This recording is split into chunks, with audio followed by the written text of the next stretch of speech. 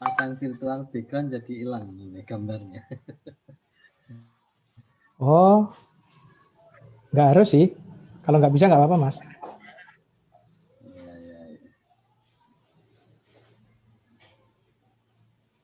Maksudnya gambar saya jadi nggak ada. Oh gitu. Iya. Nggak apa-apa, kalau nggak bisa nggak apa-apa. Pak, nggak harus pakai kok. Video sih dulu ya. Tuntutan peningkatan daya saing mau tidak mau diikuti dengan peningkatan efisiensi. Kemudian dukungan dari pemerintah berupa kebijakan yang memudahkan untuk ekspor maupun impor, termasuk juga memotong biaya menekan biaya logistik termasuk perbaikan infrastruktur, terutama dalam hal permodalan juga diharapkan ada relaksasi dari bunga bank, dan yang terpenting skala budidaya. Dalam hal budidaya, misalnya budidaya ayam broiler mengarah kepada efisiensi dengan menawarkan adopsi closed system dan smart farming. Terakhir, sebagai peluang, pakan ternak sebagai industri strategis karena menyangkut penelitian pangan menyangkut penelitian pakan, sehingga tadi dikatakan oleh Prof. Nahrawi dari AINI bahwa feed safety dan feed security itu perlu ditegakkan untuk menopang adanya food safety. Jadi bagaimana juga karena konsumsi daging dan telur ayam kita masih rendah, walaupun hanya dibandingkan dengan negara ASEAN, dan daging merupakan sumber protein daging ayam merupakan sumber protein yang paling banyak dikonsumsi, membuat usaha di budidaya ayam maupun pakan ayam ini masih prospektif. Dan kita harapkan industri pakan akan bisa tumbuh sekitar 5% pada tahun 2021 nantinya.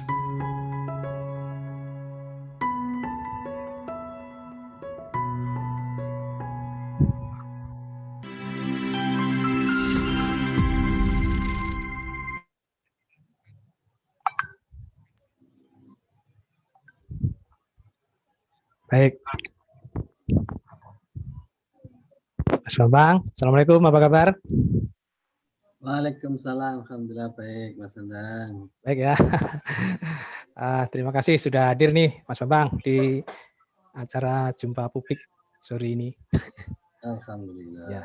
Sebelum kita obrol-obrol dengan topik yang kita sudah omongin ini, kita infokan ke khalayak begitu ya. Saya izin dulu ya untuk menginformasikan begitu ya tentang apa acara itu dan info-info tambahnya.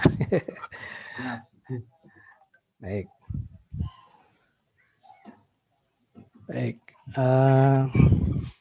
Saya share screen sebentar. Baik.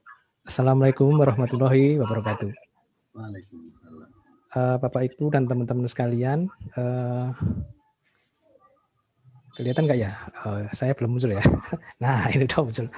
Bapak Ibu dan teman-teman sekalian, pada acara hari ini, jumpa publik sore hari ini, kita membahas tentang bank pakan, gitu ya, dan potensi pengembangan alfalfa tropik, gitu. Nah, kenapa kami mengangkat tentang topik itu? Karena alfalfa ini ternyata adalah menurut literatur ya, itu sumber hijauan yang berkualitas tinggi sehingga mendapat gelar Queen of Forage gitu. Nanti seperti apa kita nanti gali bersama. Ada pakarnya di sini. Dan di daerah tropis seperti di Indonesia, hijauan ini belum populer karena bukan karena kualitasnya, namun karena proses budidayanya yang katanya masih dianggap terbatas gitu. Hal itu menyebabkan hijauan potensial ini tidak sepopuler hijauan lain seperti lamtoro, taramba, indigo vera, dan sebagainya. Tidak sedikit pula beberapa kalangan yang pesimis terhadap hasil-hasil riset seputar alfalfa ini. Namun ternyata dosen UGM Fakultas Peternakan Bapak Bambang Switnyo yang sudah hadir di tengah-tengah kita ini, ternyata telah berhasil melakukan pembiakan alfalfa tropik yang dapat tumbuh dan menghasilkan biji fertil di daerah tropis begitu. Nah, untuk itulah kita undang Mas Bambang, ini teman kuliah nih, Mas Bambang, Insinyur Bambang Swiknyo PhD IPM Asian Inc. begitu lengkapnya. Beliau adalah dosen Fakultas Peternakan UGM. Kemudian juga Sekretaris Jenderal Asosiasi Ahli Nutrisi dan Pakan Indonesia, ini. Juga pengurus Pusat Ikatan Sarjana Peternakan Indonesia. Juga anggota International Society for Southeast Asian Agriculture Science, begitu ya. Nah, beliaunya pendidikannya di S1, S2 di UGM, S3-nya di Los Baños, Filipina, program profesi Insinyur Peternakan UGM, dan apa ini Mas? Sertifikasi ASEAN Engineer gitu ya? Iya. Ya. Dan silakan kalau ada yang mau kepo-kepo di IG-nya Mas Bambang ini, Swiknyo. Ada di layar nih ya, silakan di itu. Dan juga ada YouTube ternyata ya, budidaya budaya tani ya. Budaya tani. Monggo. Saya udah lihat itu ternyata ada mau copat segitu ya Mas Bambang ya. Luar biasa. Diawali mau copatan. Oh iya, bagus itu. Jadi mau copat, kemudian pangkur atau apa kemarin tuh ya saya lihat. Ya, ada pangkur, gambuh, ada micil, ada gula, macam-macam. Keren itu. Ya. Baik, silakan teman-teman atau Bapak Ibu yang pengen lihat di YouTube-nya silakan. Begitu kira-kira Bapak Ibu dan teman-teman sekalian sekilas perkenalan dengan Mas Bambang Swiknyo PhD ASEAN Inc. Kita sebelum ngobrol lebih lanjut, barangkali gini Mas Bambang, ada beberapa yang tahu alfalfa, ada beberapa yang kurang paham seperti apa sih sebetulnya itu. Mohon dijelaskan Mas Bambang. Alfalfa itu kayak apa dan ini ada tropik juga seperti apa itu? Monggo. Baik, kita mulai dengan saya coba share file ya. Oh baik. Oh sebentar. Kalau share file sebentar itu berarti harus itu dulu ya, apa tuh namanya? Diizinkan dulu ini belum diizinkan sama.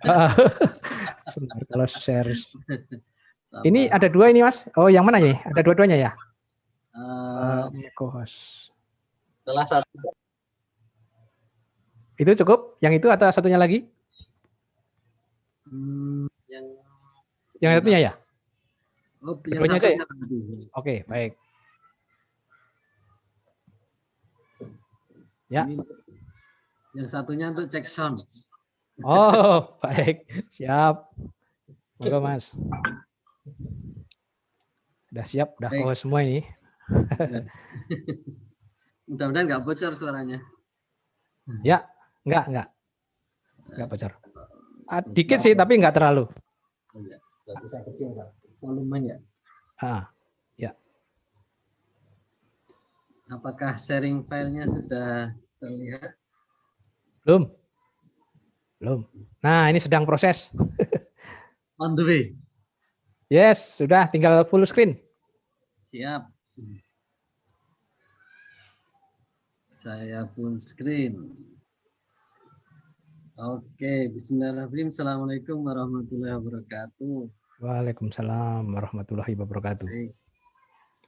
Selamat sore Mas Andang dan semuanya, Bapak Ibu, Mas Mbak, para peserta di jumpa publik sore hari ini. Oke, jadi saya akan menyampaikan sebuah topik yang diberikan saya berkaitan dengan bank pakan dan potensi pengembangan alfalfa tropik. Ini memang sengaja saya menggunakan diksi atau tambahan tropik. Jadi tidak sekedar alfalfa, tapi alfalfa tropik. Nah, tadi juga sudah ada tropik ya. Dari Mas Andang, nanti saya sampaikan lengkapnya. Nah, dan ini beberapa medsos ya, kalau ada nanti tadi bahasanya anak muda itu kepo-kepo, nah, silakan dikepoin di sini. Kepoin ya. Ini salah satu linknya ini yang terbaru, baru dibuat seminggu yang lalu, ini tembangannya Gambuh terkait dengan alfalfa waktu di lapangan. Yang alfalfa belum diupload soalnya. Oh, mau copatnya Gambuh ya Mas? Jadi semua mau copat ya. Jadi micil Kinanti, Dandang Gula dan seterusnya. Kebetulan ini gambung.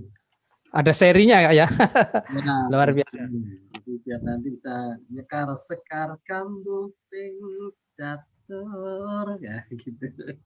Itu gabung ya? Wais, mantap. Baik, yang berikutnya adalah ini saya kutipkan karena bahasanya kan Bang Pakan itu bukan diksi kita, tapi diksi dari satu program pemerintah. Nah, ini pernah disampaikan Pak Direktur Pakan tentang Bang Pakan. Dan ada istilah feed security dan feed safety. Ini ada beberapa strateginya, ada pengembangan HPT, pengembangan pakan olahan, pengembangan mutu dan keamanan pangan. Dan saya pikir ini nanti kita ke arah yang pengembangan HPT. Nah, ini alfalfa yang sudah beredar di masyarakat itu ada macam-macam manfaatnya. Ada yang berupa pakan herbal, ada juga yang berupa pakan ternak. Tapi justru kalau di daerah tropik ini lebih banyak untuk pangan herbal atau aditif lah, suplemen daripada yang untuk pakan. Ini hebatnya itu kalau alfalfa di daerah tropik. Ini bentuknya seperti ini. Nanti kalau mau tanya harganya berapa silahkan dikepoin sendiri, tanya Mbah Google, itu ada semua. Kalau ini saya di tahun 2018 apa 2019 ya, ini diterobos ini alfalfa tropik hijauan berkualitas tinggi. Dan di dunia internasional alfalfa ini memang dikenal sebagai Queen of Forage atau ratunya hijauan. Pasti ada pertanyaan begini, kenapa disebut ratu? Nah, kalau ratu itu kan berarti ya ada ratu Kencana Wuku, ada ratu Suhita, ratu Tribuana, berarti kan kalau bahasanya Pak Ndul itu core of the core, best of the best gitu ya. Nah itu apakah memiliki kelebihan yang memang tidak dimiliki oleh tanaman lain? Kalau hijauan ya sama-sama hijaunya, kan? Nah, ini kan mestinya juga perlu kita kepoin juga. Kalau di dalam sejarah alfalfa yang saya baca di bukunya Michael P. Russell, ini ditulis tahun 2011.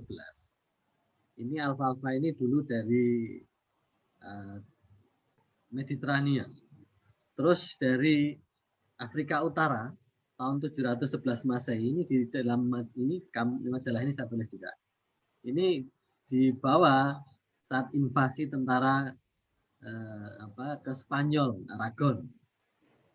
Dan kemudian ternyata di situ bertinggal cukup lama di Spanyol itu. Dari 711 Masehi, baru tahun 1535 ini menyebar ke Amerika Selatan, Brasil, Guatemala, Chile, dan lain-lain. Ini adalah wilayah-wilayah yang ketika dulu era pelayaran barat ke dunia timur, ini adalah wilayahnya Aragon atau Spanyol. Nah, ini kalau orang tahu sejarah atau suka sejarah pasti tahu ini.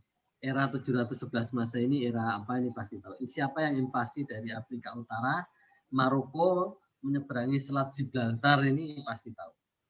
Itu sejarah singkatnya. Dan kemudian yang jelas berarti sekitar ini berdiam ber-KTP di Eropa ini sekitar 800 tahun ini diam diri.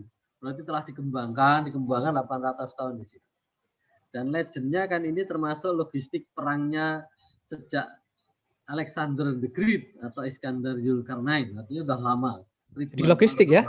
Ya, logistik perang untuk feed kuda, makanan kuda. Yang makanan kuda. Itu sejak Alexander the Great atau Iskandar Zulkarnain. Ini sejak ribuan tahun sebelum Masehi. Artinya memang ini luar biasa. Udah legend ya? Ya. Udah legend. Alfalfa sendiri itu kan dari bahasa Arab nama artinya bapaknya para tanaman. Bapaknya para tanaman. Ya, bapaknya para tanaman. Tapi kemudian dikenal di Eropa dengan nama Lucerne. Dan kemudian berkembang dan akhirnya justru orang lebih mengenal alfalfa itu sebagai tanaman subtropik yang berasal dari Eropa, ya dari barat lah kira-kira. Eropa, Amerika dan seterusnya. Kalau merunut sejarahnya nggak begitu ya? Kalau sejarah jauh sebelumnya bukan dari situ. Ya, kalau aslinya justru dari daerah Mediterania. Mediterania ya. Ya. Ya. Nah, kalau kita cari tentang informasi alfalfa, harga alfalfa, ini memang lumayan juga ini.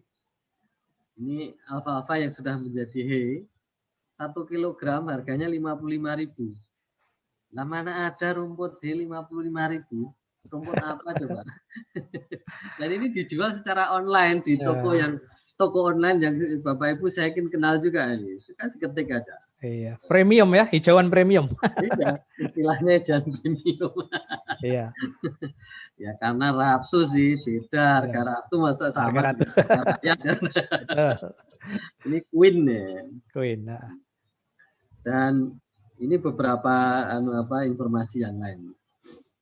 Termasuk biji benihnya yang di pojok bawah ini, 20 gram ini dibanderol harga 65.000. Artinya kalau 10 gram kira-kira 32.500. Berarti kalau 1 kilogram 3.250.000. Gila ya. Luar biasa. Harganya luar biasa. Ya kembali nih harga ratu sih. Gitu. Iya. Oke, sekarang daripada ngomongin harga, nyatanya juga tidak mudah dapatkan alfalfa. Kita runut dulu secara saintifik sebenarnya alfalfa itu apa, seperti apa, bagaimana. Yes. Yang jelas alfalfa itu bagian dari yang memang dulunya sebagai pakan ternak. Nah, kalaupun akhirnya menjadi food dan seterusnya itu kan memang karena kelebihan-kelebihan yang dimiliki oleh alfalfa. Jadi memang dari awalnya pakan ya? Pakan kuda dulu, Pak. Pakan kuda ya? Ya, pakan kuda. Yang Iskandar Zulkarnain. Ya, the best feed for horse. Ya. Nah, kalau kita di peternakan kan pengennya ya menjadi produk peternakan itu meat, milk, dan egg gitu. Ya. Arahnya orientasinya ke sana. Kalaupun akhirnya menjadi pangan ya itu tadi, itu karena hal yang lain. Dan sekali lagi kalau di daerah tropik justru akan mudah mendapatkan alfalfa sebagai food, meskipun itu adalah food suplemen daripada sebagai feed. Nah, ini alfalfa, ratunya hijauan atau queen of forage. Ini yang ingin kita kembangkan kan, alfalfa, kemudian vegetatifnya seperti apa, generatifnya seperti apa, apakah ada faktor-faktor yang mempengaruhi, termasuk lingkungannya seperti apa, sampai kemudian nanti harapannya kita berada di ujung pojok bawah yang hijau bunder ini, self sufficient, artinya kita bisa mandiri benih alfalfa. Jadi alfalfa tropical center. Sehingga kita di Fakultas Peternakan UGM obsesinya begitu. Mandiri benih alfalfa, tidak perlu lagi beli. Dan alhamdulillah selama ini sejak tahun 2010 saya melakukan riset itu, maka sejak tahun 2013 itu sudah nggak pernah lagi beli alfalfa. Jadi sudah nanam alfalfa yang lahir di tropik Indonesia dan kemudian besar di Indonesia. Nanti akan saya sampaikan data apa sih bedanya alfalfa yang bukan tropik dengan alfalfa yang tropik. Ini challenge riset. Jadi ketika dulu kebetulan saya pulang sekolah itu kan Maret tahun 2010. Dan kemudian dengan punya satu mahasiswa S2 ini sudah mulai melakukan riset tentang alfalfa dengan 3 varietas ini, Multiking 1, Fremal, dan Common. Dan ketika 3 varietas alfalfa ini kita lakukan riset, ya riset standar lah sebagai pakan itu kan dicek nutrisinya, dicek digestibility-nya. Dan ternyata tidak berbedanya, artinya berarti sebenarnya varietas macam-macam itu ya sama aja lah. 11-12 lah kalau bahasa anak muda sekarang. Mirip-mirip lah ya. Ya mirip-mirip lah. Ini CP-nya kan antara 19 sampai 20. Digestibility-nya 67-68. Ini yang lama. Kalau yang baru kita sudah punya tingkat digestibility yang lebih tinggi dari ini. Itu yang alfalfa tropik kita. Ini rumah kaca sederhana tempat kita melakukan riset. Nah, dan kemudian riset kita lanjutkan terus. Sampai kemudian kita ingin dapatkan alfalfa yang tadi kita sebut sebagai alfalfa tropik. Jadi dari sini kemudian inilah hasilnya. Di mana kalau dalam waktu 8 pekan kita dapatkan tinggi tanaman alfalfa itu ya memang di bawah 50 cm. Ini wajar karena ini adalah biji yang memang bukan lahir dari tropik.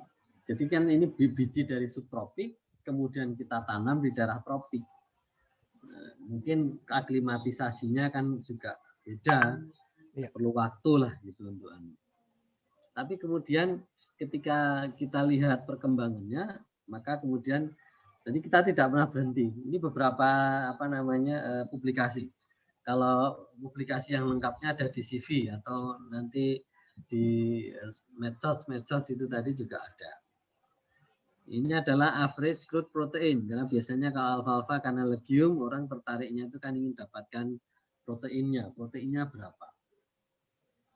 Dan ini kita dapatkan juga proteinnya sama juga, paling tinggi 24, paling rendah 16%. Ini riset tahun 2012. Ini adalah pola pertumbuhan alfalfa dari hari ke-0 sampai hari ke-30.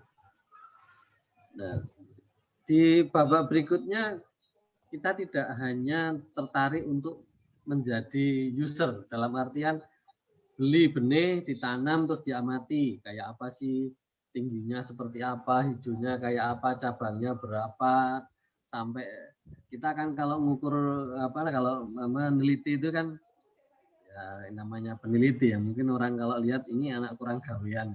Jadi diameternya batang itu diukur berapa, jumlahnya cabang dihitung, jumlah daun dihitung, indeks luas daun dihitung. Nah, itu memang bisa ya. Itu kan variabel-variabel memang keragaan atau morfologinya yang memang untuk nanti bisa menjadikan bahan untuk variabel riset. Tapi saya pikir-pikir, nah ini kalau hanya gini-gini ini ngapain gitu, nggak ada seninya. Dan ini tidak ada dampak berikutnya.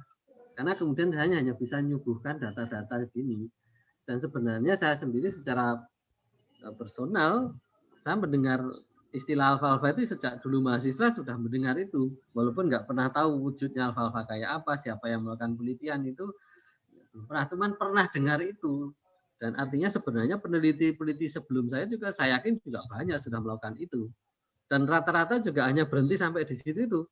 Jumlah cabangnya berapa, jumlah daunnya berapa, indeks luas daunnya berapa, produksinya berapa, BKBO, PK, nutrisinya berapa, digestibility-nya berapa, uplek sampai di situ nanam. Terus nanti kalau sudah selesai, kemudian beli lagi benihnya, nanam lagi, diuplek-uplek lagi, kalau perlu dengan berbagai varietas yang lain sudah selesai. Saya pikir-pikir ini nggak ada dampak yang ke depan signifikansianya apa.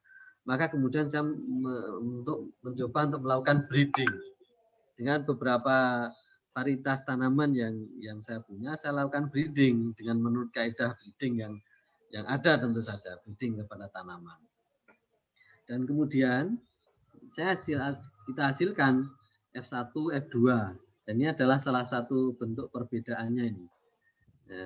2014 kita dapatkan 50% ini germinasinya, sedangkan kalau yang hasil breedingnya 50%. Di awal-awal begitu. Kemudian 2015 yang induknya 68%, tapi hasil yang breedingnya sudah 80%. Tahun 2018 germinasi yang untuk induk masih 67% dan yang untuk hasil breedingnya 82%.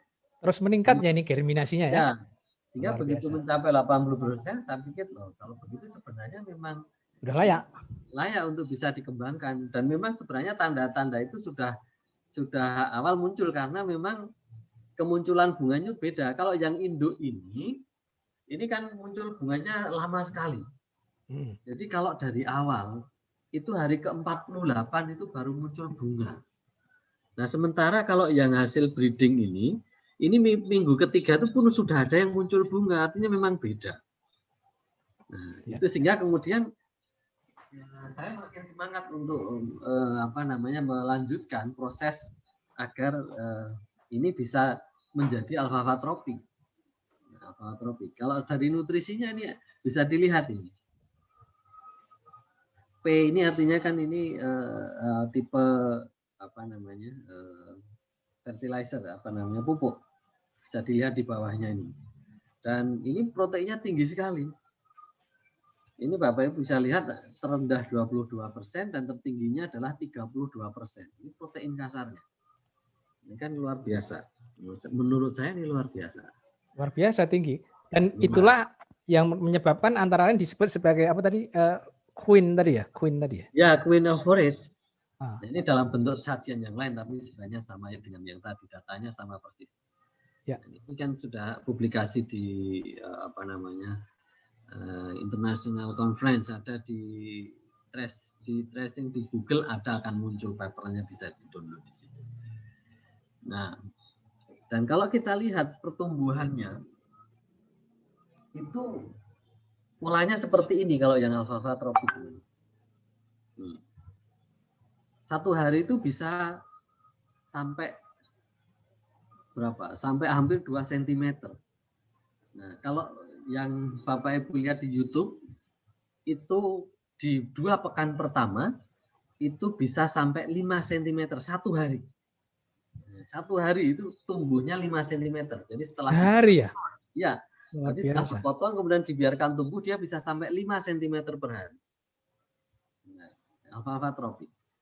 Tapi kemudian secara saintifik saya harus punya justifikasi. Apa benar ini alfalfa tropik? Jangan-jangan hanya alfalfa subtropik, kemudian saya pindah ke tropik, tumbuh di sini, kemudian saya bilang alfalfa tropik. Kalau begitu nggak perlu saintifik. Nanti saya diketawain, nggak perlu dokter sih kalau gitu. Ya. Asal orang dari subtropik misalnya terus bawa benih, terus ditanam di sini, tumbuh, terus kemudian dibilang ini alfalfa tropik. Orang juga bisa begitu, nggak harus seorang peneliti dari universitas, nggak perlu seorang PhD. Iya, betul. Ya, maka kemudian saya perlu merunut sesuai dengan kaidah saintifik, dan kita melakukan tes marker genetik dengan yang disebut sebagai ISSR. Apa itu? Ini intersimple sequence repeat. Ya. Nah, ini ada tes PCR-nya, ada macam-macam, termasuk salah satunya nih yang namanya dendrogram. Ini adalah gap skor dari satu kualifikasi genetik ketika dites DNA-nya, mulai dari nanodropnya dan seterusnya, itu ini bedanya. Yang satu ini induk, yang dua ini adalah F1 hasil persilangan, dan F3 ini adalah F2 hasil persilangan. Dan gapnya ini jauh. Nah, artinya ini memang sudah beda varietas. Berarti kalau sudah beda varietas, beda dengan induknya, berarti memang saya nggak ragu untuk mengatakan ini adalah alfalfa tropik.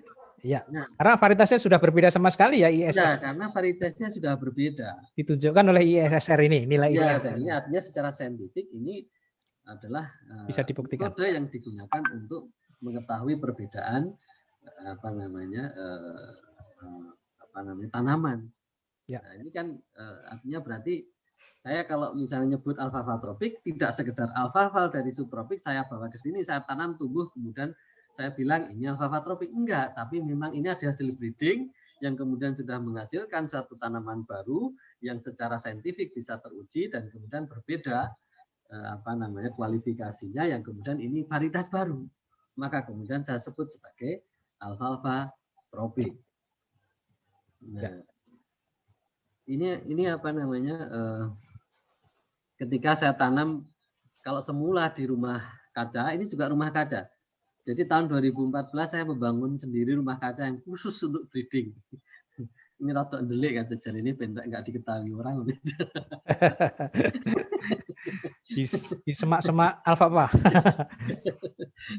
Kalau yang satunya lagi itu soalnya rumah kaca yang untuk publik itu ya, untuk praktikum, untuk apa, kadang-kadang bukan kok ndelik tapi untuk supaya tidak terganggu, jadi lebih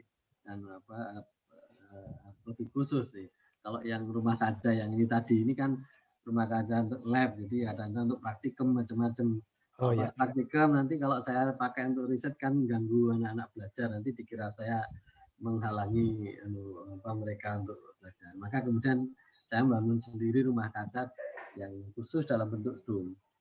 Dan ini kalau siang hari suhunya bisa sampai 50 derajat Celcius dengan kelembapan hanya 16%. Jadi kalau selain nanam alfalfa, kalau mau sauna di situ ya sauna di situ 1 jam nanti Sekalian. bios ya. Tapi Iya. saya nggak pernah di situ 1 jam ya, makanya juga tidak langsung. Iya. Ini salah satu contoh ketika alfalfa baru dipotong, tumbuhnya paling-paling seminggu ini. Ini sekitar 20 cm. Ya. Ini alfalfa yang kemudian alfalfa tropik tadi yang kita tanam di landscape biasa. Hasilnya seperti ini. Ini sudah tropik ya Mas ya? Iya, ini sudah tropik. Muncul bunga, biji, dan ya.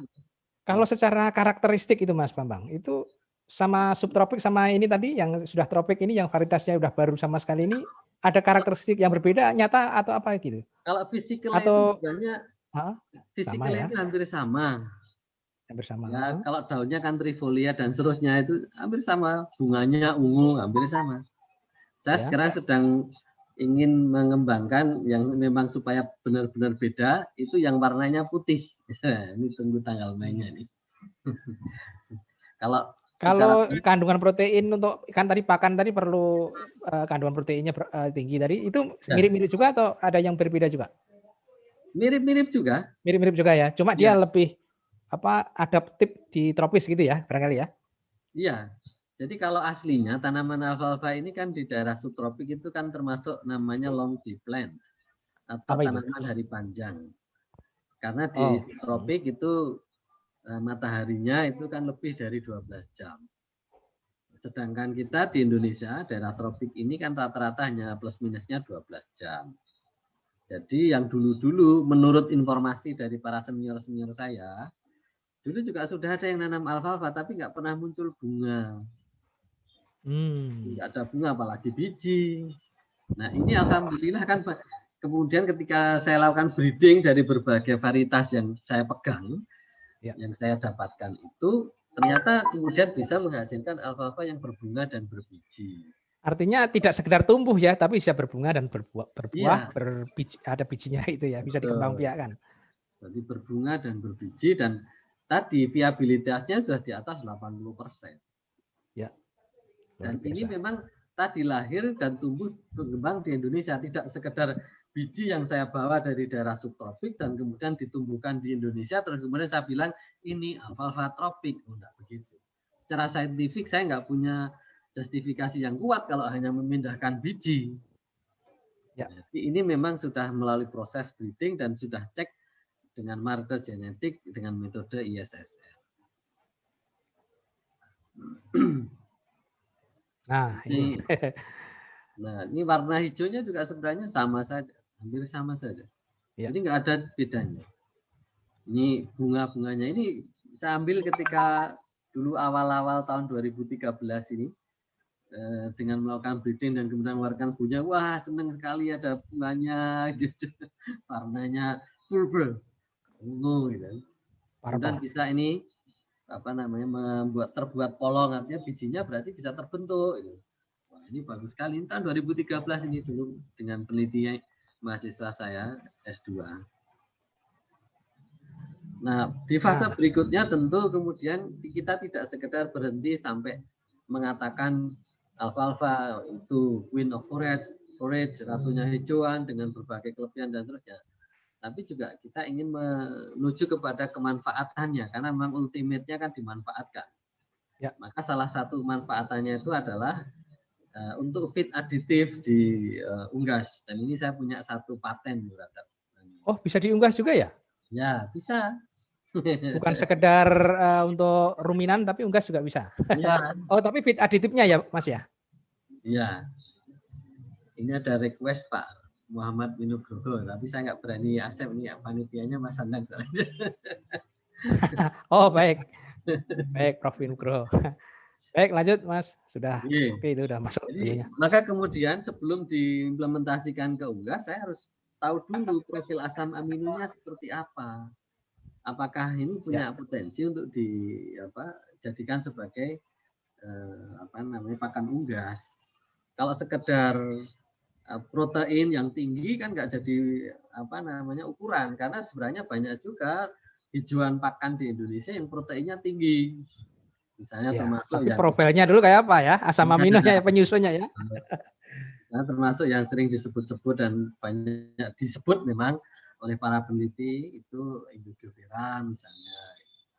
Nah, cuman kan kalau kita ingin menggunakan sebagai unggas kan harus tahu sampai asam amino, nggak cukup sampai protein. Oleh karena itu kemudian saya tertarik untuk melihat lebih dalam kepada profil asam aminonya. Dan ternyata saya dapatkan profil asam aminonya itu ada beberapa unsur asam amino, bukan unsur ya, beberapa asam amino. Beberapa asam amino yang memang itu terdapat di dalam jagung kuning, di dalam bungkil kedelai, di dalam tepung ikan. Ya kalau begitu sebenarnya ini bisa menjadi substitusi material, jadi menjadi substitusi material dari materi-materi impor juga.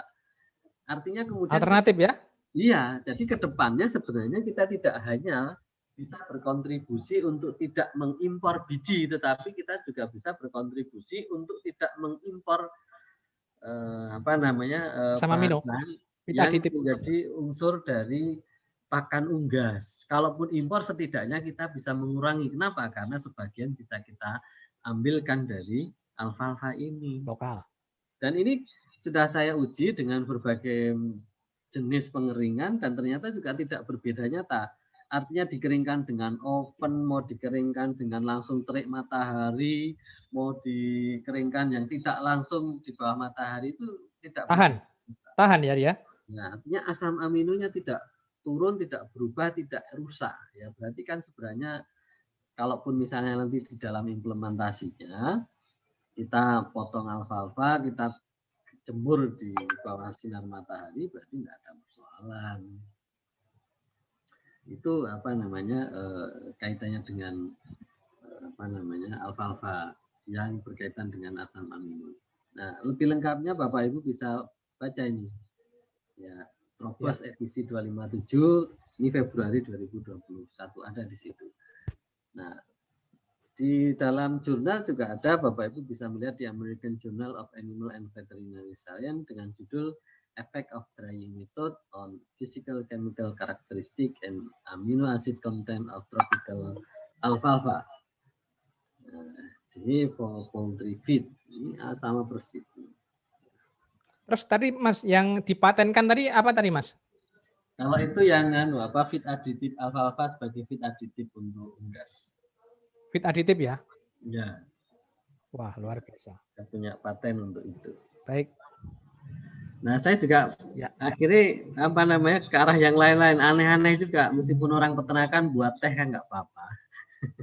Karena ternyata kadar antioksidannya alfalfa kan tinggi. Ya, sehingga antioksidan. Kadang-kadang kan orang minum teh itu, karena banyak tuh jenis-jenis teh itu. Nanti itu teh-teh herbal. Ya. Ini bisa juga teh alfalfa, antioksidan. Dan ini saya sering minum nih teh alfalfa seger ini.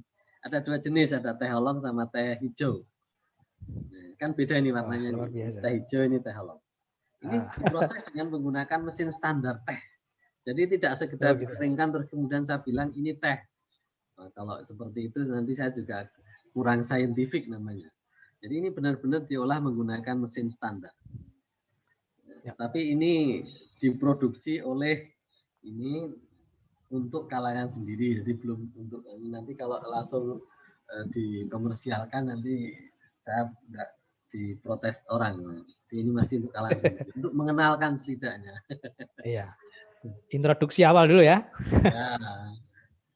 Nah, sekarang ini kemanfaatannya yang untuk unggas tadi saya sampaikan ada peluang potensi alfalfa ini dipakai untuk unggas.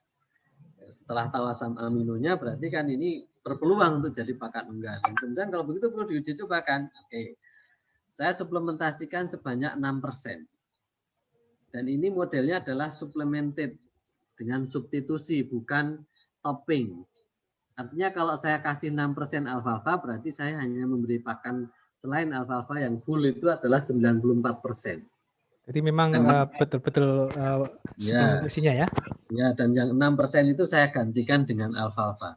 Jadi hasilnya dalam waktu 35 hari live weight-nya ini bisa dilihat. Yang ini adalah yang kontrol ini berarti yang 100% pakan komersial. gampangannya BR lah. Kalau bahasa anunya apa pasaran petani peternak ini. Ini yang dengan 6% tapi dalam bentuk fresh. Jadi saya potong langsung saya cacah saya kasihkan. Kalau ini 6% hay. Nah, oke. Dan kita lihat live weight-nya atau bobot potongnya yang tertinggi ini memang yang 6% fresh. Kemudian nomor 2 itu yang komersial dan nomor 3 yang terkecil itu yang 6% hay. Tetapi dalam statistik ini tidak berbeda nyata sehingga kalau saya ujian misalnya saya mahasiswa, saya bilang ini yang terbesar terkecil nanti saya dimarahi penguji saya. Karena kalau tidak berbeda nyata itu berarti sebenarnya tidak beda, jangan dibilang terbesar terkecil ya berarti tidak sama. Ya. Meskipun kalau orang bisnis itu bedanya kan 100 gram, enggak ada 100 gram ya. Tapi bedanya ini 100 gram, ada yang tidak 100 gram. 100 gram kali 1000 ekor kan sudah banyak. Iya, pengalinya ya, faktor pengalinya. Dan kemudian karkasnya mendapatkan ini. Ternyata kalau dilihat dari karkasnya, persentase karkasnya yang tertinggi itu adalah yang dengan hay. Dan yang terendah itu adalah dengan fresh. Nah, berarti kan ya mungkin karena fresh itu jadi akhirnya jadi air ya. Nanti bobotnya tertinggi tapi isinya air. Kalau hay ini bobotnya terendah tapi betul-betul padat. Jadi karkasnya persentasenya tertinggi. Dan nggak cukup sampai di situ untuk mengeksplorasinya karena kalau orang memelihara unggas itu kan pasti akan ingin tahu FCR-nya berapa. Dan ternyata itu. FCR-nya yang paling rendah itu adalah yang hay, hanya 2,63. Sementara yang pakan ini dengan 6% fresh ini 3,4 tertinggi dan yang dengan komersial itu 3,3. Nah, ini kalau ini selisih 0,4 kali ya kan, pastinya pengalinya dan ini signifikan memang bedanya.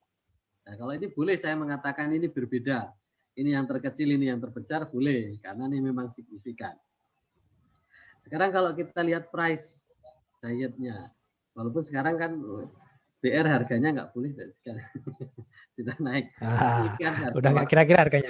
Nah, dan endingnya memang yang paling tinggi nih profitnya itu adalah yang diberikan 6% alfalfa hay. Artinya berarti kan tidak hanya pada produktivitasnya juga, tapi profitnya juga lebih bagus. 6%. Dengan kata lain berarti memang alfalfa ini layak untuk dijadikan sebagai feed aditif. Jadi kalau saya punya paten untuk feed aditif alfalfa itu saya tidak diketawain orang. Ngono sok unggas dikasih apa alfalfa yang benar aja, itu kan rumput dijual serat. Ya udahlah, itu soal yang lain nanti kalau ada pertanyaan lain nanti ya, saya punya justifikasi saintifik. Sekarang konsep yang lain, orang kalau makan salah satu jenis unggas itu enak itu, tapi konon katanya karena kolesterol tinggi. Walaupun sebenarnya kolesterol itu juga dibutuhkan, tetapi faktanya masih banyak orang takut kolesterol. Dan ternyata ketika alfalfa diberikan kepada ternak, ini sama juga, ini yang 0, ini yang 6% tadi, ternyata bisa menurunkan kadar kolesterol. Kolesterol di hati turun dari 177 menjadi 123 dan yang 6% jadi 116 miligram per desiliter. Turun berarti. Ya, karena di dalam alfalfa itu ada flavonoid, ada saponin, macam-macam. Itu kalau secara saintifik memang bisa menurunkan, berpengaruh menurunkan kadar lemak. Ini di daging di dada, ini daging di paha, ini di darah, ini HDL, ini LDL. Jadi kalau yang di dada ini juga yang 6% bisa turun sampai 48%, yang di paha ini juga bisa turun dari 35 menjadi 24%. Di darah bisa turun dari 162 menjadi 134. HDL-nya ini 54 sampai 71. Ini kan lemak yang baik. LDL-nya turun dari 83 menjadi 68. Ini adalah lemak yang jahat. Artinya memang terkonfirmasi. Kolesterolnya turun, lemak baiknya naik, lemak jahatnya juga turun. Ini juga alfalfa. Ya. Berarti makin menguatkan bahwa tadi bicara tentang alfalfa yang untuk pakan. Saya kenapa berpikir ke unggas? Karena saya pikir begini. Kalau ke ruminansia itu sebenarnya kan patternnya hampir pasti sudah lah. Kalau ada ternak, misalnya kambing, dikasih jerami dengan hanya protein 4%, dengan diberikan alfalfa, sama-sama misalnya juga atau jerami alfalfa lah, terserah mau nyebutnya apa. Tapi proteinnya kan jelas-jelas di atas 20%. Lah kalau sama-sama dikasih 5 kg, ya jelas nanti endingnya bagus yang alfalfa dong. Itu udah hampir pasti itu. Sudah tentu ya? Ya, sudah pasti. Tinggal merem ya mesti. Karena proteinnya tinggi udah dari kandungannya. Tapi kalau di unggas kan belum kalau unggas ini lebih advance. Dan protein, tapi juga sampai ke asam amino, termasuk asam amino, pakan ya. fungsional, yaitu terhadap kadar-kadar yang lain metabolit sekunder, sehingga kemudian berfungsi aditif itu tidak sekedar sebagai pakan only, tetapi juga pakan fungsional. Nah, ini bisa menurunkan kolesterol, menurunkan lemak jahat, menaikkan lemak baik. Ini saya kalau ngajar ada materi pakan fungsional untuk mahasiswa pasca S2 S3, nah itu saya tampilkan data itu. Nah sekarang ini ongoing ini. Hari ini dia adalah ngambil sampel untuk hari yang ke-1, hari pertama. Saya terapkan di layer dan ini baru saya mulai dengan 3%. 1,5 dan 3%. Ini hasilnya ini. Ayam petelur ya? Yang petelur, dan sementara ini kuningnya memang lebih kuning yang ada alfalfanya. Ini hari ini mengambil sampel untuk hari pertama di periode pertama. Besok ini baru ini penelitian ke layer ini ya Mas? Ya, ini masih ongoing. Kebetulan di tahun 2021 ini dapat hibah riset untuk pakan fungsional. Jadi alfalfa untuk ini arah penelitian ke layer itu ke arah mana Mas? Nanti pakan fungsional. Oh, untuk hasil telurnya ya? Iya, hasil telurnya. Oh, hasil telurnya. Dan HDA-nya baik-baik saja tuh, di atas 80%. Jadi meskipun dikasih alfalfa, serat dan lain-lain, tidak kemudian turun. Nggak ada gangguan ya secara produktivitas? Nggak ada. Dan yang jelas ini menarik ini. Kuning telurnya lebih kuning daripada yang tidak diberi alfalfa. Ya karena alfalfa beta karotennya tinggi. Kenapa beta karotennya tinggi ya? Oleh karena itu kemudian ada produk herbal yang mengekstraknya dan kemudian menamai produknya dengan nama klorofil. Itu adalah food supplement. Itu suplemen tapi food. Maka kalau di ayam, kalau kemudian telurnya menjadi kuning ya wajar. Ya. Jadi justifikasi saintifiknya memang ada. Nah, mohon doanya Sang Ratu Alfalfa ini sedang PVT. Sedang kita daftarkan agar ber-KTP Indonesia. Apa itu PVT, Mas? Pendaftaran varietas tanaman. Oh, iya. Jadi kan harus didaftarkan. Kalau ada daftarkan, varietas baru, itu harus didaftarkan supaya ini memang terkonfirmasi menjadi tanaman Indonesia. Ya. Kalau enggak, nanti saya nyebar-nyebarkan. Kalau belum keluar PVT, nanti saya kena pasal. Nah, sehubungan dengan PVT mau dilepas varietas tanaman ini, itu izin ya ke pemerintah gitu ya, Mas? Ya, betul. Jadi sebelum ini izin ada, itu kan harus di PVT, itu artinya daftar dulu. Harus terdaftar dulu. Karena kalau nggak terdaftar dulu, nanti masalah. Harus terdaftar dulu bahwa ini adalah kalau bahasanya kasanah biodiversitas kita sudah diakui masuk dalam tadi, maka bahasa saya ber-KTP Indonesia. Ini bahasa mudahnya begitu. Ber-KTP ya. Iya. Karena udah tropis tadi ya, jadi didaftarkan. Ya.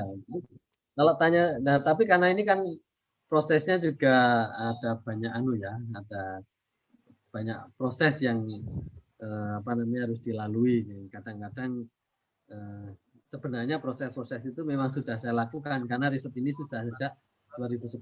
Tapi kalau itu memang menjadi bagian dari yang harus dipenuhi secara administrasi kan ya mau apa lagi kan. Dan inilah akhir slide untuk paparan ini. Terima kasih. Assalamualaikum warahmatullahi wabarakatuh. Waalaikumsalam Begini kan Mas Andre warahmatullahi wabarakatuh. tentang alfalfa tropik. Kalau ada Mantap. tanya jawab Ya. monggo atau tidak tanya jawab juga monggo. Banyak ini yang nanya. Tapi sebelumnya ini Mas, ini materinya boleh di-share ya ke teman-teman gitu ya. Boleh nanti saya Mohon izin. Nanti dikirim ke saya, nanti biar bisa dibagikan ditaruh di web, sehingga tinggal diunduh begitu. Siap. Baik. Baik. Ini kami ingin gali lebih dalam nih Mas. Tadi kan risetnya udah banyak ini. Nah, kalau ada peneliti lain yang pengen mendalami tentang penelitian seputar untuk unggas sama untuk ruminansia, sebaiknya yang disarankan Mas Bambang apa? Penelitian ke arah yang seperti apa? Ya, sebenarnya peneliti itu kan punya kebebasan untuk menentukan pilihan.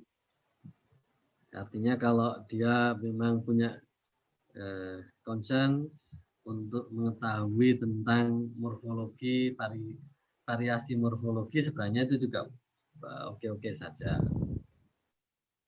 Sisi lain, seandainya memang ingin lebih ke arah appraisalnya, artinya kemanfaatan bagi ternak, saya pikir itu akan justru lebih baik. Jadi diimplementasikan ke ternak. Cuman memang harus bersiap-siap dengan kuantitas yang tinggi kan berarti. Baik itu dipakai untuk unggas, dipakai untuk kambing, domba, sapi, berarti kan harus bersiap-siap nanam alfalfa yang banyak. Nah, itu. Nah, sehubungan dengan kuantitas tadi Mas Bambang,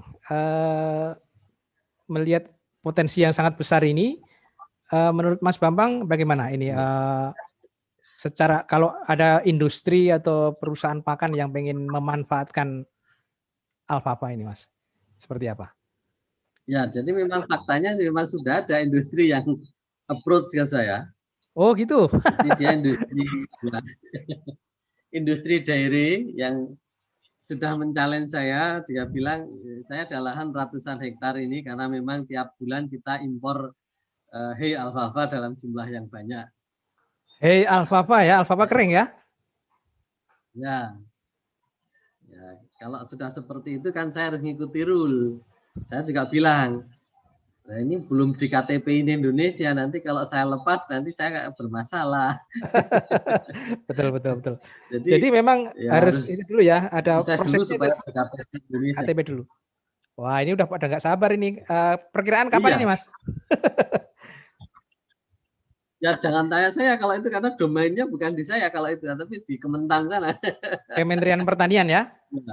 Kadang-kadang saya berpikiran begini, kalau kita ini sebenarnya berpikir tentang peningkatan produksi, mengurangi impor dan lain-lain, sebenarnya yang butuh untuk memiliki alfalfa ber-KTP Indonesia itu harusnya bukan penelitinya, tetapi harusnya pemerintah. Justru ya. Kemudian mestinya ada proses-proses akselerasi atau apa. Tapi kalau seperti ini kan seakan-akan kayak saya mengajukan izin. Jadi yang butuh saya supaya nanti alfalfa ini dapat izin supaya ber-KTP Indonesia. Kemudian saya bilang, saya mohon Pak, tolong dong please di KTP Indonesia dong. Gitu. Sementara orang kanan kiri depan belakang petani peternak Indonesia sudah pada bilang, Pak saya minta dong benihnya alfalfa tropiknya biar nanti saya kasih untuk pakan ternak dan lain-lain. Saya mau bilang apa?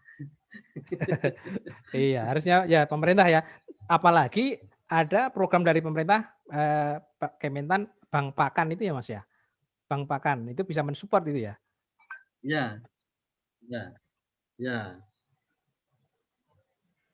Kalau persisnya bisa mensupport untuk mendukung untuk program kesuksesan program Bank Pakan seperti apa Mas?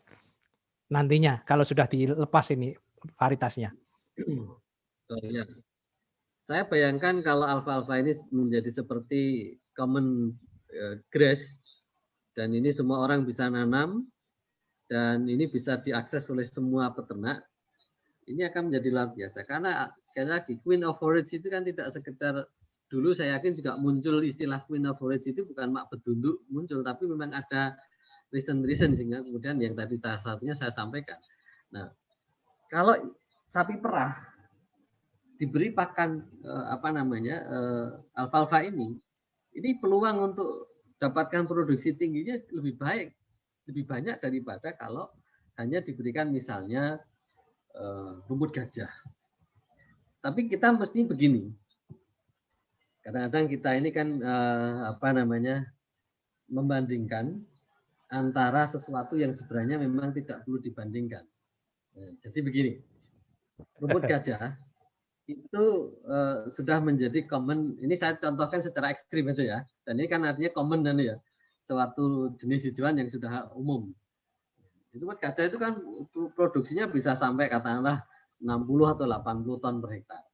Tapi kan proteinnya kan hanya 8% kira-kira.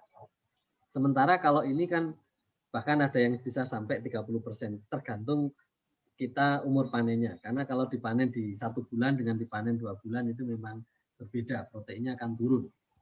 Nah, kalau misalnya kita punya dengan alfalfa dengan protein katakanlah 24% saja. Dengan rumput gajah itu 8%. Berarti sebenarnya kan nilai dari alfalfa ini adalah 3 kali lipat. Artinya kalau kita misalnya kita punya alfalfa dengan produksi 10 ton per hektar, itu sebenarnya sudah setara dengan 30 ton per hektar dari rumput gajah. Dalam hal produksi protein. Itu yang pertama. Yang kedua, kalau kita memberi makan kepada ternak itu sebenarnya kita tidak sekedar memberi kuantiti, tapi memberikan quality. Kualitas karena ternak itu akan berhenti makan kalau kebutuhan nutrisinya itu terpenuhi. Jadi kalau kebutuhan nutrisinya belum terpenuhi ya memang akan makan terus. Kecuali memang lambungnya atau rumennya sudah penuh, kalau itu ternak ruminansia ya dia memang mau nggak mau harus berhenti. Ya. Jadi begitu. Itu kontribusi kalau kita bicara ke arah bank pakan. Baik. Jadi begitu ya Mas ya. Tapi tadi kita tetap harus menunggu yang hasil PVT tadi ya, pelepasan varietas dari Kementerian Pertanian ya Mas ya. Pendaftaran. Tapi sebetulnya kendalanya apa sih Mas? Kendala untuk dapat izin dari PVT itu apa saat ini yang dihadapi? Nah ini karena formulirnya ya karena saya sudah pernah mengajukan di tahun 2018 dan fail untuk mengajukan ini karena requirement-nya banyak dan waktu itu dianggap tidak memenuhi syarat, ya sudahlah. Makanya saya dibilang kok jadi yang sing butuh kok jadi kayak aku ya. Jadi tantangannya apa ya? Kalau melihat potensinya besar, mestinya bisa relatifnya bisa lebih cepat begitu ya? Ya, itu kan karena kalau dari sudut pandang substansiatnya kebutuhan. Ya. Tapi kalau dari sudut pandang requirement administratif approach itu kan memang bisa menjadi beda kan? Ya. Tergantung angle-nya dari mana. Kalau angle-nya dari kita need kebutuhan kan mestinya kemudian ini dibutuhkan.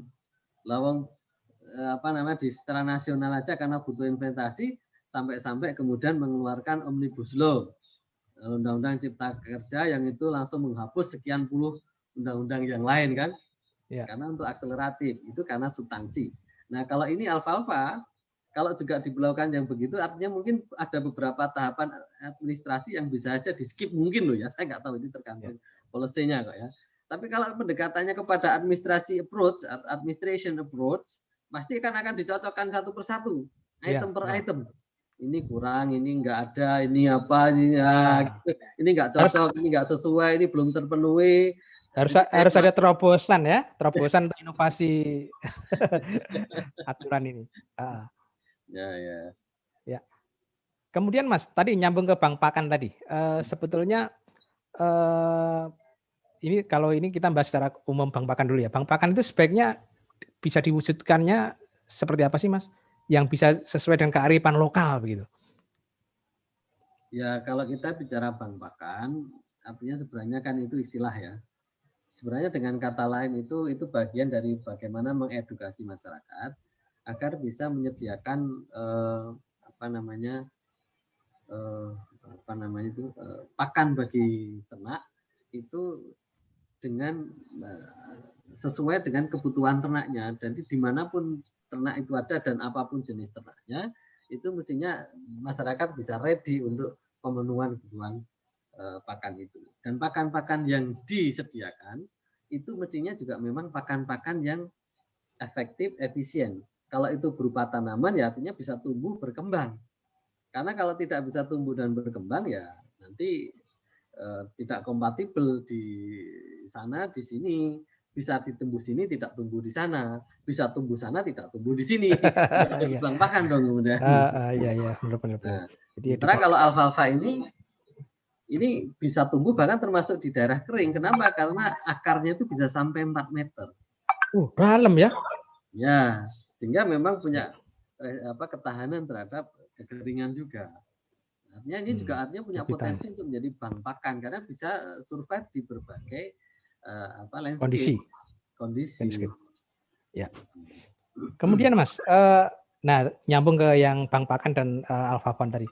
Harapan terhadap pemerintah untuk pengembangan alfalfa tropik ini seperti apa, Mas?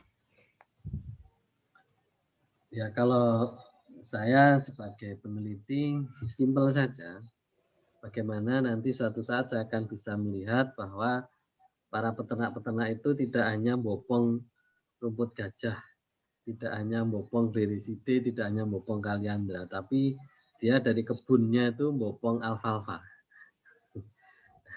Artinya ada satu proses masifikasi di mana alfalfa ini menjadi common forage yang ditanam oleh peternak dimanapun. Sehingga nanti ternak-ternak apapun itu akan bisa berpotensi untuk mendapatkan produktivitas yang tinggi.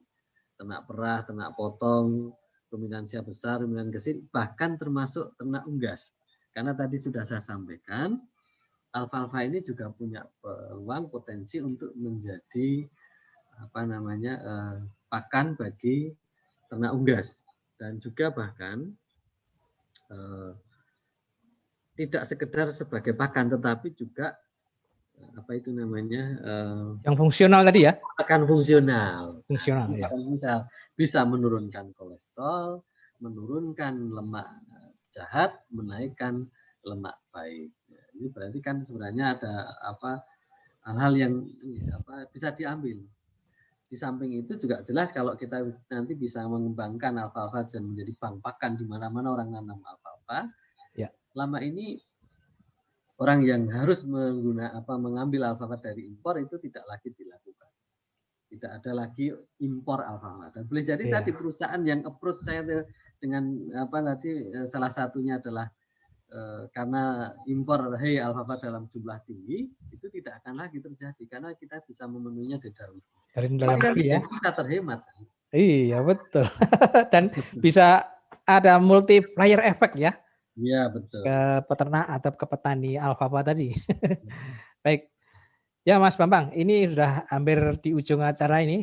Dan ini ada Prof. Winugroho dari senior peneliti Balai Penelitian Ternak. Terima kasih Bapak Winugroho, Prof. Winugroho sudah hadir. Tapi mungkin ini ada beberapa penanya begitu.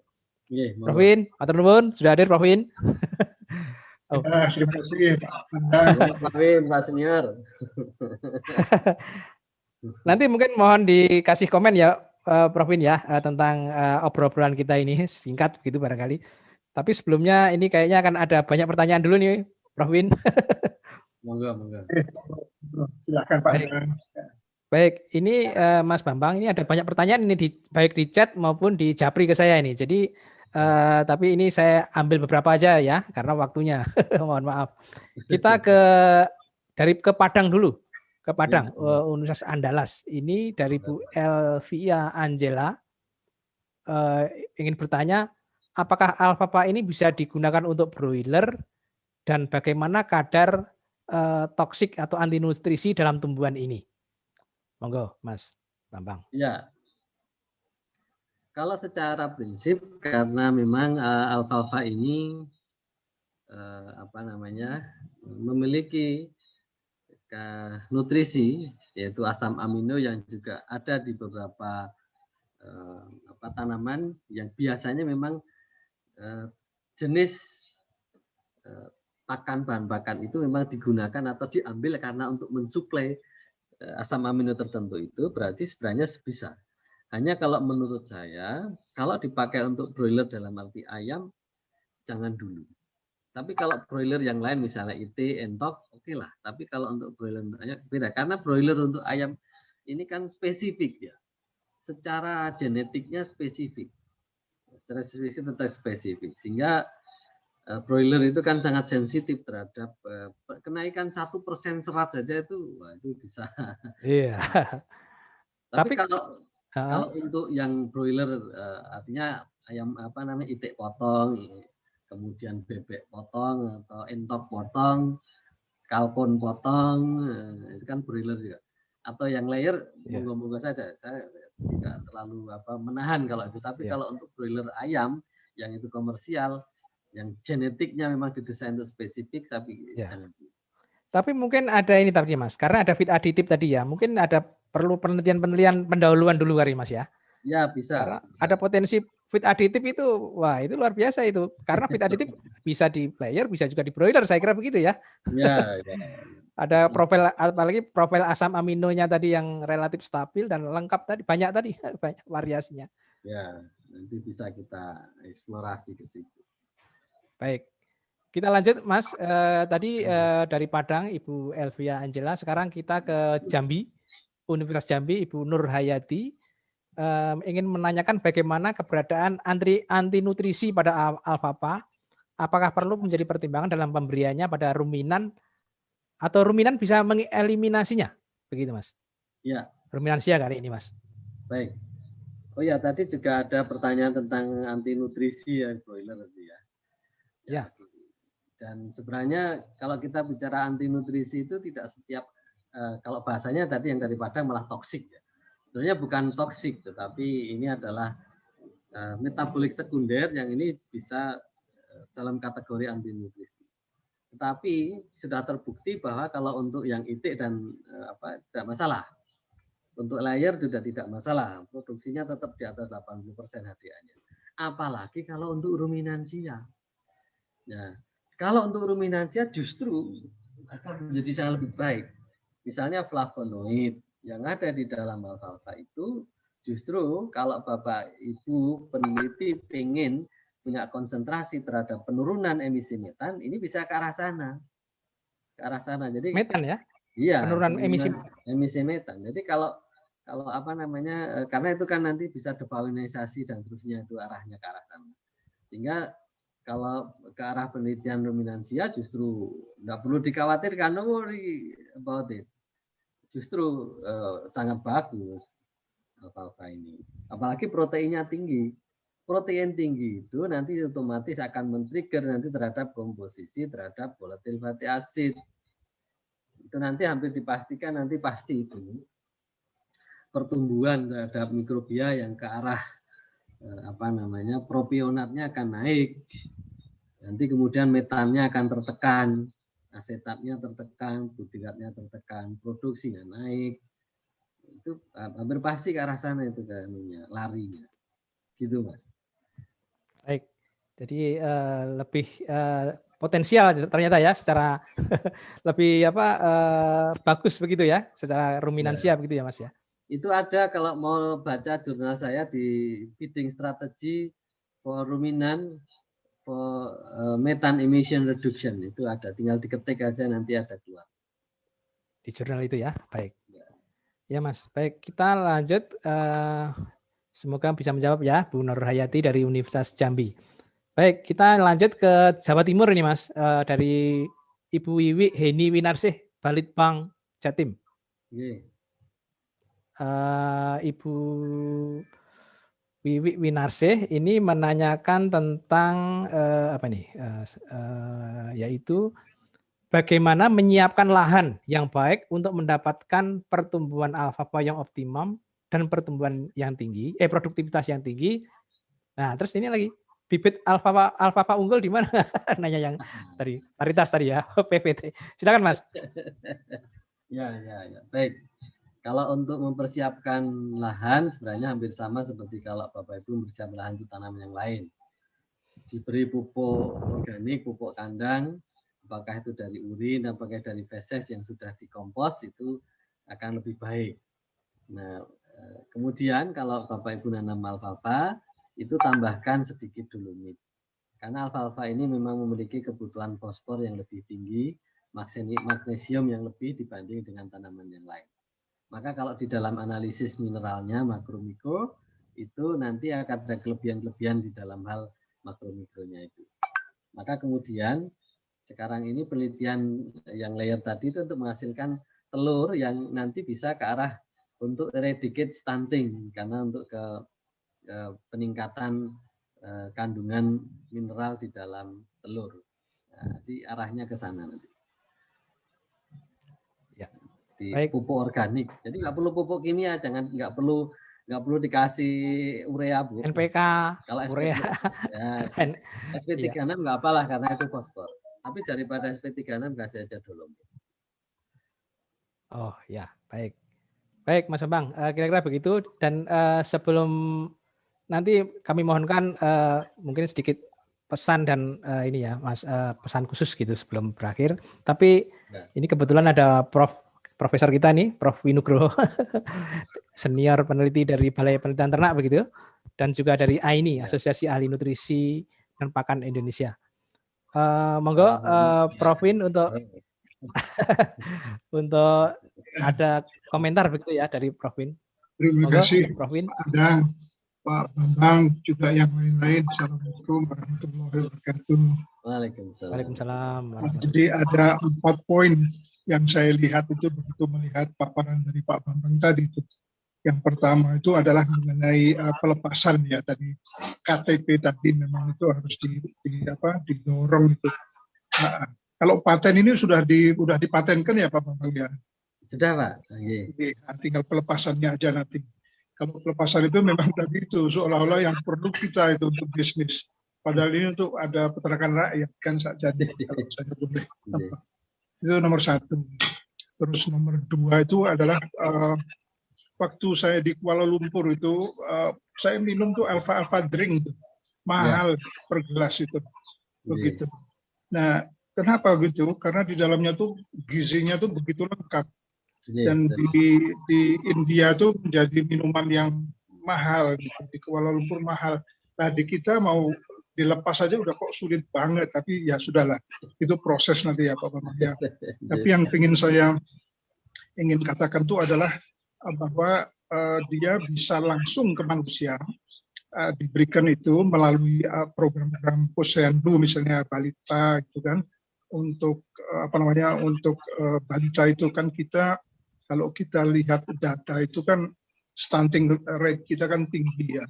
Terus kemudian Pak Hasto itu juga yang dulu bupati di Kulon Progo itu kan sekarang jadi kepala BKKBN itu juga kan program utamanya adalah mitigasi stunting.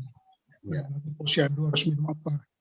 Dan juga kalau rektor IPB itu Pak Arief itu juga mengatakan kan 30 atau 38% itu balita kita memang stunting. Jadi memang perlu penanganan yang sistematis dan ini di IPB itu ada namanya lini sehat. Setiap hari Rabu jam 2 sampai jam 4 itu lini sehat dari Fakultas Gizi. IPB itu mengadakan itu tadi itu pencerahan kepada masyarakat luas, memanfaatkan milenial dari berbagai daerah di Indonesia. Nah, saya usul juga melalui Pak Bambang ini juga mengetik Fakultas Gizi atau Fakultas Kedokteran Umum di Gajah Mada untuk melakukan hal serupa tadi, mengembangkan potensi-potensi yang bisa langsung dimanfaatkan oleh masyarakat. Nah, mengenai izin atau enggak nanti bisa sementara menggabungkan campuran dengan misalnya kato misalnya atau kelor atau Pak Luki itu indigo vera gitu kan. Nah, ini campuran-campuran itu yang menyebabkan nanti nggak bisa disu Pak Bambang, tapi kita langsung bisa punya kontribusi kepada masyarakat yang memang sangat membutuhkan sekarang ini. Lampunya tuh udah lampu kuning ke merah itu balita kita itu. Nanti siapa yang jaga Indonesia kalau mereka makanannya kayak begini terus kan? Gitu.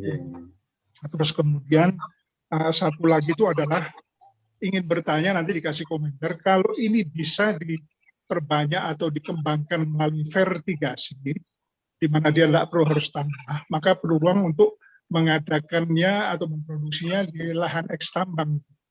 Nah, karyawan ekstambang itu jumlahnya enggak ratusan, tapi bisa ribuan. Dan mereka harus impor barang-barang yang dinilai bergizi tinggi. Nah, ini nanti saya mungkin bisa bantu Pak Bambang ketemu siapa yang di ekstambang itu untuk bisa uji coba atau uji coba dulu di fakultas dengan vertigasi. Nah, vertigasi itu saya banyak sinergi dengan Malaysia. Dia sudah lama belasan tahun melakukan itu dan sudah berkembang bagus. Indonesia baru mulai ini sekarang vertigasi itu. BPPT, kemudian IPB juga baru mulai. Saya melihat masih kalah jauh dibandingkan dengan kemajuan yang sudah dilakukan oleh milenial di Malaysia. Dan mereka teknik itu saya melihat potensi bisa dikembangkan di lahan ekstambang sehingga karyawan minimal atau keluarganya bisa menikmati minuman yang sehat. Tentu nanti ada BPOM segala macam, ada halal, tapi apa itu diikuti aja terus. Itu memang kita masih harus mengikuti cara-cara seperti itu. Nah, yang keempat itu atau kelima ya Pak Andang, itu adalah tadi disinggung mengenai akar bisa sampai 3-4 meter itu bagus.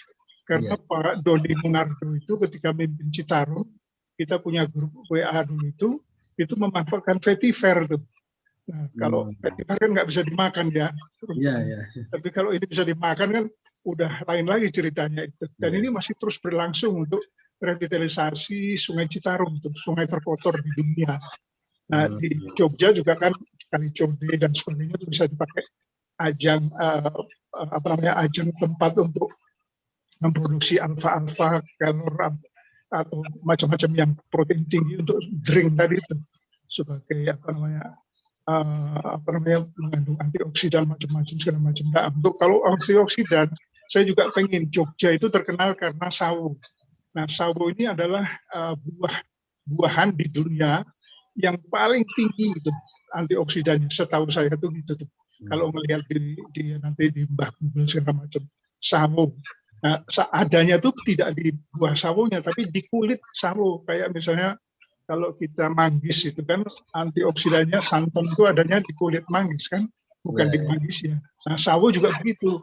Nah, ini sudah pernah kami lakukan di Balitnak dulu kurang lebih 7 tahun yang lalu, dan kita menikmati itu setiap pagi dibikinkan oleh staf kami di sana, kita menikmati dan memang lain rasanya itu kan.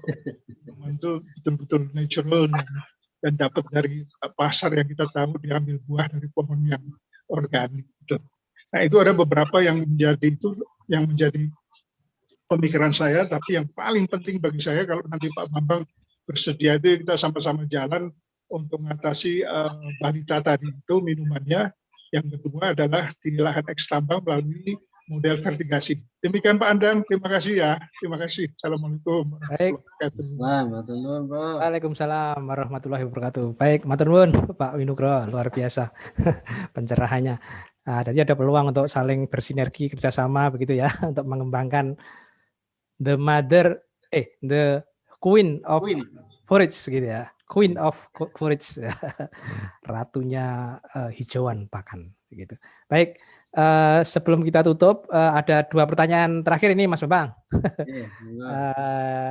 Yaitu gini Mas Bambang, ini tadi menyinggung kebetulan Mas Bambang kan Sekjen Asosiasi Ahli Nutrisi dan Pakan Indonesia. Ini bagaimana ini Mas peran ini untuk bisa mengembangkan juga potensial ini Mas Bambang, ratunya hijauan pakan ini.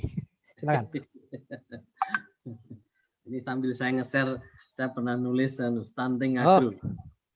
Ini saya kritisi tentang stunting dari aspek hulunya.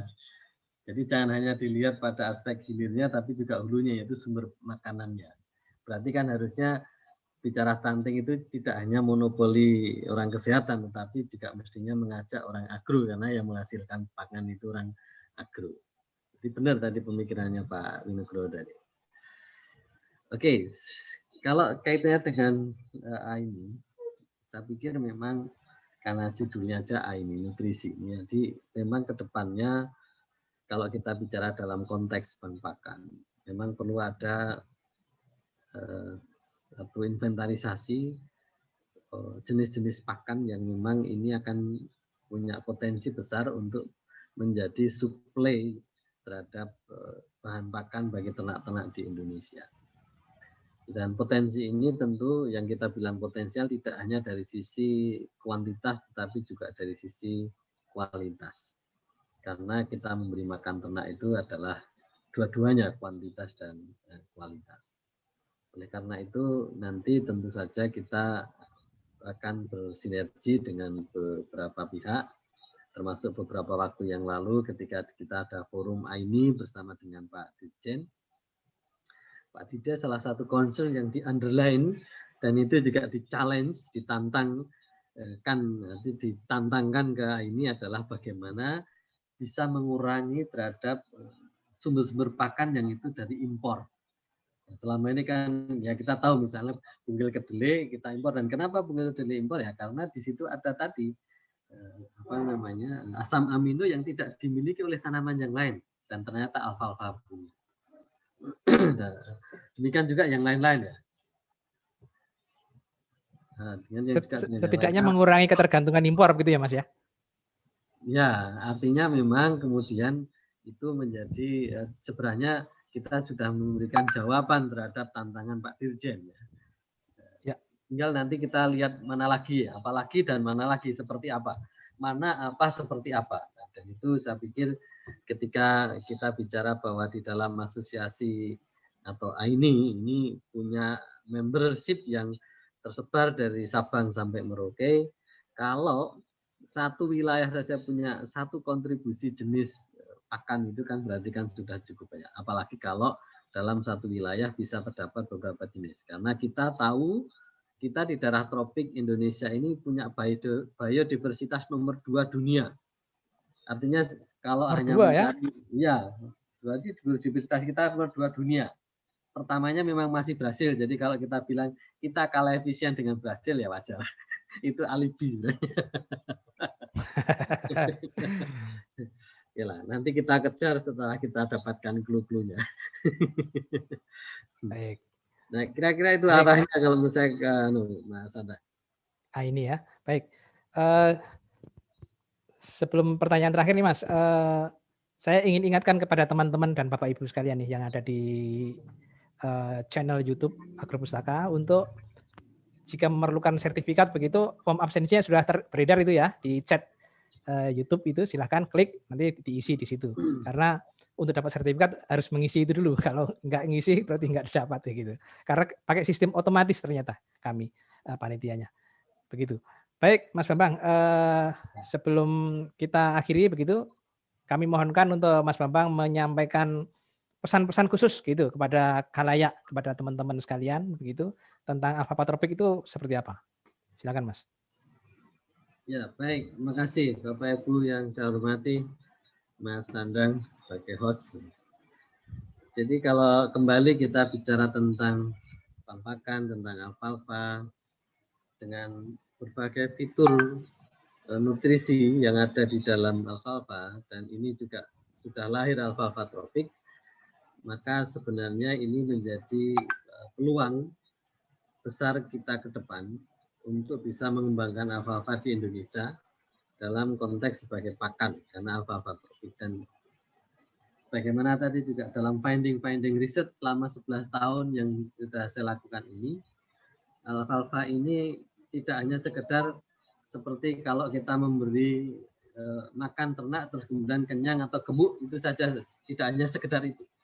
Karena alfalfa juga punya kandungan metabolik sekunder yang itu juga bisa menjadi potensi untuk menjadi pakan fungsional. Walaupun selama ini termasuk tadi Prof. Winugroho menyampaikan bahwa di daerah tropik termasuk di pengantar saya juga sudah saya sampaikan di daerah tropik alfalfa lebih banyak digunakan sebagai pangan daripada sebagai pakan. Artinya justru ini menjadi peluang yang lebih besar lagi dari yang bisa kita dapatkan.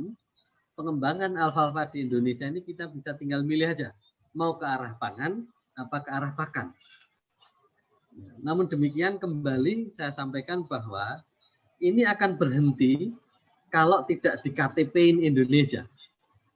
Nah, karena alfalfa tropik ini kemudian akan terhambat untuk penyebarannya, dan saya sendiri juga berani untuk menyebarluaskan alfalfa kalau belum di KTP ini Indonesia. Karena banyak contoh sudah petani yang di Aceh, yang dia menemukan varietas padi unggul hasil otak-atik dia, tapi ganjarannya justru mendapatkan 4 bulan penjara. Ya. Hanya karena tidak paham bahwa harus di KTP-in dulu. Jadi jangan biarkan berkelana sebelum dapat KTP. Oh, siap. Itu kalau tahu. Tapi kalau nggak tahu, ini bagus kan, ya biarkan aja dia kemana-mana. Ya, sudah kalau begitu Anda masuk sana. Artinya kembali bahwa ini bagaimana pemerintah menangkap peluang, bagaimana goodwill pemerintah, apakah konsistensi terhadap men-challenge, menantang. Ayo, cari peluang pakan yang mengurangi potensi impor. Kemudian ketika kita sudah sodorkan, bagaimana respon pemerintah, maka kembali saya challenge. Berani nggak menerima tantangan untuk menjadikan alfalfa ini jadi KTP Indonesia? Gitu Mas Ana. Terima kasih.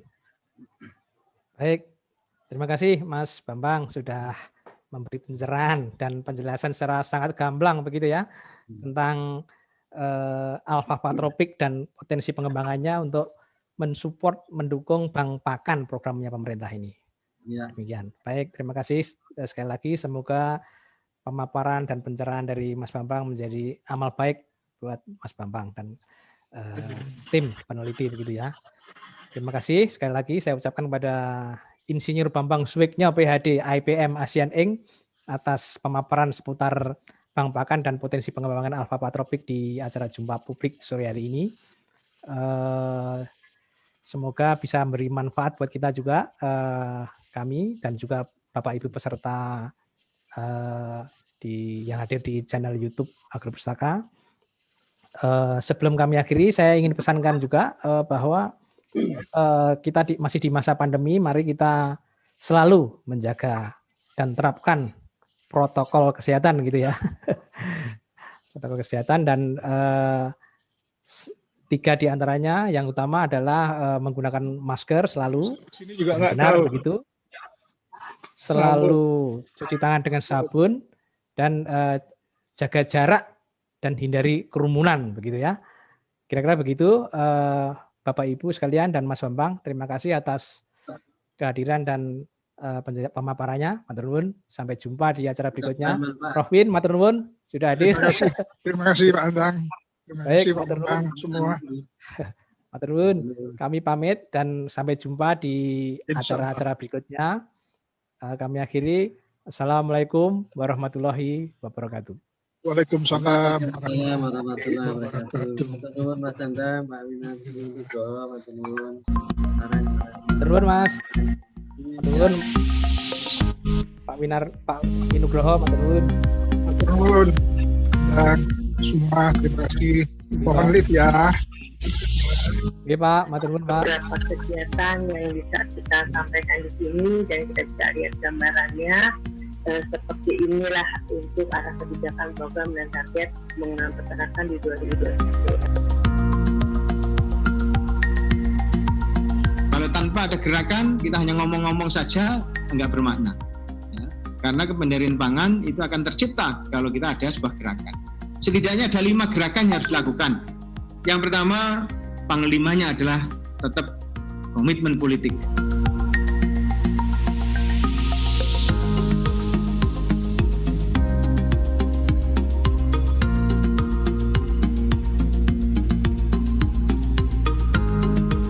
Narasumber kita yang pertama adalah Ibu Direktur PMPU, Ibu Dewi Prawitasari. Monggo Ibu.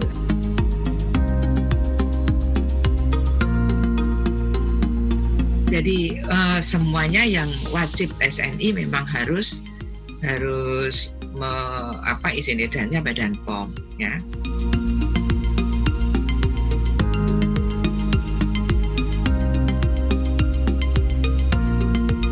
Salmonella itu nggak hanya berasal dari pakan dan air. Ternyata dengan PCR dan macam-macam salmonella ditemukan via saluran pernapasan juga. Sehingga yang paling penting di ayam ini ada dua. Yang pertama adalah immunity, bagaimana membuat ayam ini imunnya terbentuk dengan sendirinya.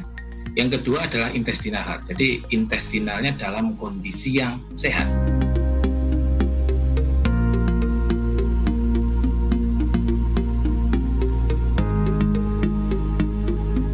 Sekarang itu karena sudah kita lihat perdagangan internasional sudah tidak bisa ada bariernya sama sekali. Tadi juga sudah dikatakan, saya dengar juga dari video tadi menyatakan bagaimana Brazil itu bisa sebagai negara pengimpor produk hewan atau khususnya unggas. Nah, itu di seluruh dunia itu kita juga harus mempunyai kepentingan sendiri terhadap produk-produk kita. Yang pertama adalah bagaimana kita meningkatkan daya saing produk kita.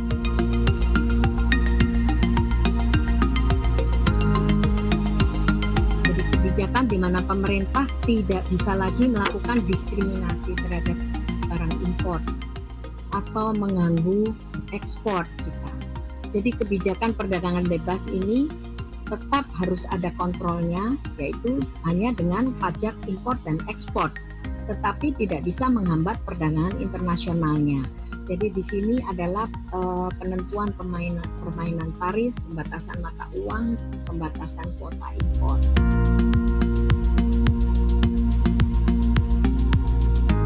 Ada dua hal yang bisa disengaja dilakukan oleh misalnya saja suatu karyawan atau di dalam rantai pangan, mungkin karena dia kecewa atau dia melakukan bioterorisme, maka yang harus dilakukan oleh unit usaha industri pangan ini adalah food defense ya, dengan melakukan threat analysis critical control point atau THCCP, dan satu lagi adalah food fraud.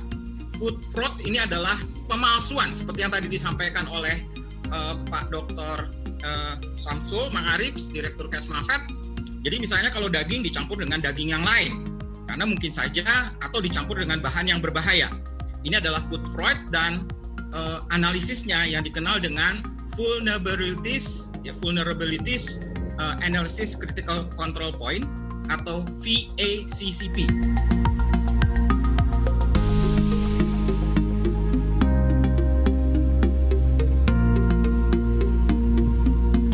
Terkait dengan kebijakan-kebijakan ini, saya sampaikan salah satunya adalah pola hidup sehat dengan gizi seimbang.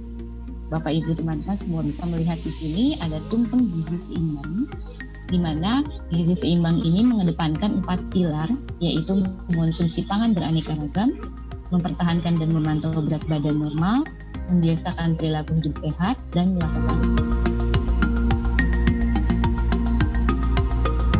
Kalau kita bicara tentang kekebalan tubuh, maka sebenarnya ini tidak lepas dari fungsi kelenjar timus yang ketika usia itu bertambah, maka ukurannya juga semakin mengecil. Dan itu menyebabkan ketika kita menjadi orang-orang dewasa atau lansia, tubuh kita menjadi lebih rentan terhadap penyakit. Dari acara ini saya bisa menyampaikan keprihatinan bersama bahwa ternyata mycotoxin itu memiliki peran yang sangat berbahaya kepada masyarakat, tapi masih belum diperhatikan. Jadi mungkin nanti setelah acara ini ada langkah maju untuk lebih memperhatikan mycotoxin di dalam kandungan makanan kita.